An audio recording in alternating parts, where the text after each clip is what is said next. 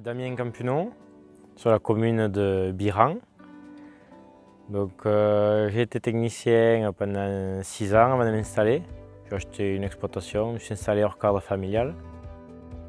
Aujourd'hui, il y a 250 hectares en bio, avec de l'argilo-calcaire et des terres limoneuses, le tout irrigable. Donc, principalement, beaucoup de soja, un peu de tournesol, un peu de blé.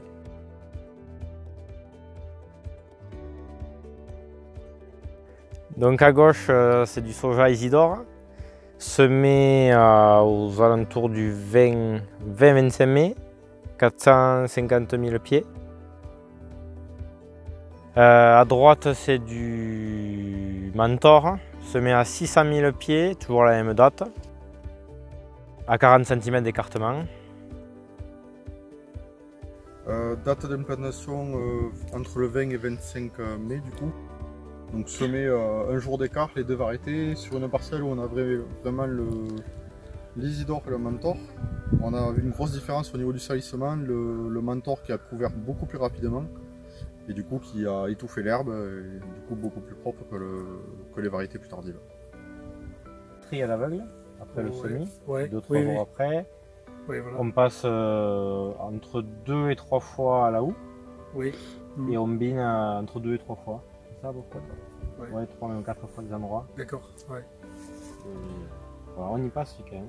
Oui, ben c'est obligé. À droite, variété Célina. C'est une variété normalement à haut potentiel, qui ne fait pas de protéines. C'est vraiment faire du grain. Donc c'est un groupe 2, c'est très tardif. Semé à 450 000 pieds toujours.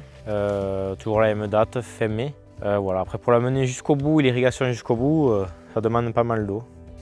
Tu disais qu'il était beaucoup plus haut et que là il fait... Beaucoup plus haut et après il s'est versé. Et surtout, contrairement aux autres, il branche énormément. Là c'est impressionnant, vraiment il branche dans tous les sens. Même pour les passages à 80, il couvre très tôt. Donc, ça fait 3 semaines déjà qu'on a des diminutions d'irrigation. À partir du 15 août, on a eu 30% et à partir du 1er septembre, on est passé sur un jour sur 2. Donc, surtout qu'un soja, en plus, ça s'arrose vraiment jusqu'à la fin. Donc, variété précoce, aussi intéressée. Là où on voit la couleur vert foncé à droite et jaune, presque. Oui, il a bien tourné le soja à gauche. En fait, c'est au dernier tour d'eau, j'avais mal programmé le pivot, donc il s'est arrêté en ligne. Et là, on voit bien l'importance d'amener de l'eau, mais vraiment jusqu'au bout au soja, quoi. Le soja, tant qu'il n'y a pas de feuilles jaunes, de toute façon, il faut arroser. Sinon, il décroche d'un coup et après, c'est des petits grains. Voilà, donc le soja, ça aime l'eau. Donc après, par rapport aux écartements, le 80, si on reste sur des variétés tardives, type groupe 2 ou même 1, bon, le 80, il fait très bien. Même c'est peut-être plus facile vu qu'il n'y a qu'un seul entre-rang sur 1 mètre, alors qu'à 40, il y en a 2 par rapport au salissement. Par contre, dès qu'on veut aller chercher des variétés précoces, type le double 0 comme du Mentor ou autre, là c'est vraiment intéressant de resserrer. C'est des variétés qui ne branchent pas du tout. Il y a une tige et c'est tout, quoi. Donc là, il faut aller chercher du pied et voilà. Donc ça c'est à 80 et... Oui, là c'est à 80. Et à vous Oui, tout RTK, ouais. À 40. Donc là, l'avantage du Mentor, comme ça, une variété précoce, bon, il faut voir le rendement à la fin, mais ça permet de dégager le champ assez tôt. Au 15 septembre, c'est moissonné.